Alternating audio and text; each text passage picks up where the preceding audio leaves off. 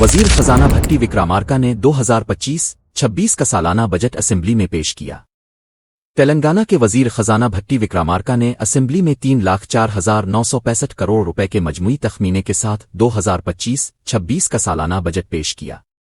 2024-25 کے دوران تلنگانہ کی فی کس آمدنی 3,69,751 کروڑ روپے،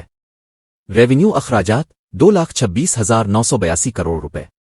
کیپٹل اخراجات 36,504 کروڑ روپے۔ مختلف شعبوں کے لیے بجٹ مختص۔ کسان بھروسہ اسکیم 18,000 کروڑ روپے، محکمہ زراعت 24,429 کروڑ روپے، محکمہ مویشی پالن 1,674 کروڑ روپے، محکمہ خوراک و عوامی تقسیم 5,734 کروڑ روپے،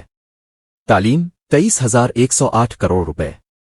روزگار کے مواقع پیدا کرنے کے لیے 900 کروڑ روپے، پنچایت راج اور دیہی ترقی 31,605 کروڑ روپے،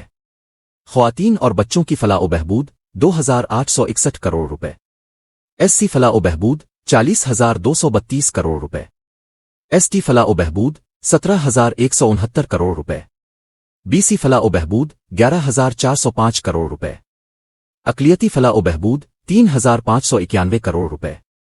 ہینڈلوم چینیت 371 کروڑ روپے، information technology I T 774 crore روپے، حیدرآباد سٹی ڈیولپمنٹ 150 کروڑ روپے،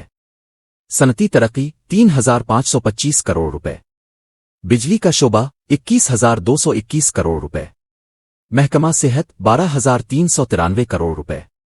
میونسپل ایڈمنسٹریشن اور شہری ترقی 17,677 کروڑ روپے، آبپاشی اور واٹر ریسورسز 23,373 کروڑ روپے، سڑکوں اور عمارتوں R&B 5,907 کروڑ روپے، سیاحت کا فروغ 775 کروڑ روپے، ثقافت کا فروغ 465 کروڑ روپے، جنگلات اور ماحولیات 1,023 کروڑ روپے،